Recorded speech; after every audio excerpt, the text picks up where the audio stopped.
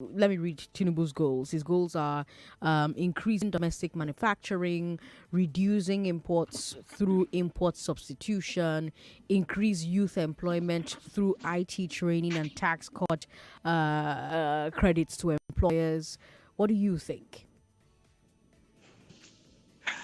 Okay, let's pick it one by one. So, what was the first one? First one The first is one you said increasing was domestic manufacturing. increase domestic manufacturing. Yeah.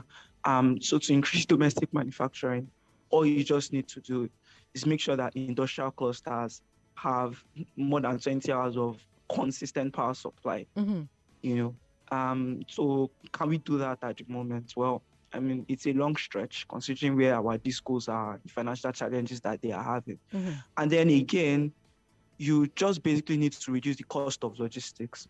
And after reducing the cost of logistics, you then need to reduce the cost of transportation, make sure that goods can flow around the country. And those things are not happening now. So maybe that one is more, I don't know, it's more sensible than the others. Okay. So let's go to the reducing to the imports ones. through import substitution. Reducing import through import substitution. So the Buhari government has been doing import substitution.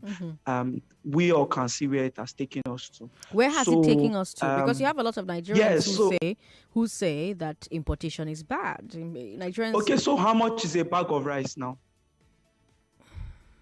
So a bag of rice is over 40,000 naira. I think we did 4 to 5 million tons of rice for last year. Our consumption is about 7 million tons. This is parboiled rice now, not the rice paddy. So our consumption is about 7 million, which means there's still 2 million tons that are being imported. And when you are focused on rice like that, I told you about maize yesterday.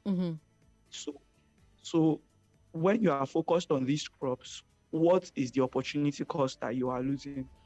Then you know that we are still going to have like flood issues. We'll probably have flood issues again next year. And how prepared are we going to be for that? So import substitution has to be done sensibly. So let me tell you what the Jonathan government did. Okay. The Jonathan government did not ban rice importation. They put a 70% tax on rice importation.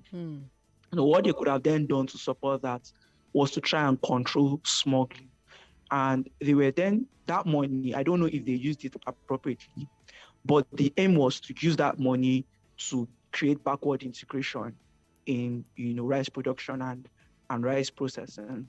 You get, right. But still allow for those, who can bring in rice at that 70% levy to bring it in. So that creates sort of a balance. So it depends on how he's going to achieve the import substitution. The focus, I feel, for me would be, what do we have comparative advantage in? And how can we increase processing in those places where we have comparative advantage? Then we will have enough money to import. So my policy is import what you have to import, or make sure that you are bringing in for it. Now, the third part of Tinubu's economic goal is to increase youth employment through IT training. And tax credits to employers. Yes. So how do you want to structure tax credits to employers? We talked about the National Assembly asking the federal government to reduce the amount of tax credits in the system from 6 trillion to 3 trillion. Mind you, we don't have a database of who these taxes go to. And now you say you want to start giving tax credits to employers. Like, how are you going to do it? How many employers do you want to, what class of employers are you going to give tax credits to? Like, that's always stage of money, basically. So if you do that, where you do that, then you do import substitution. Where are you going to get the money to mechanize the farming for the import substitution? If you are going to give employers tax credits, that's very absurd and outrageous.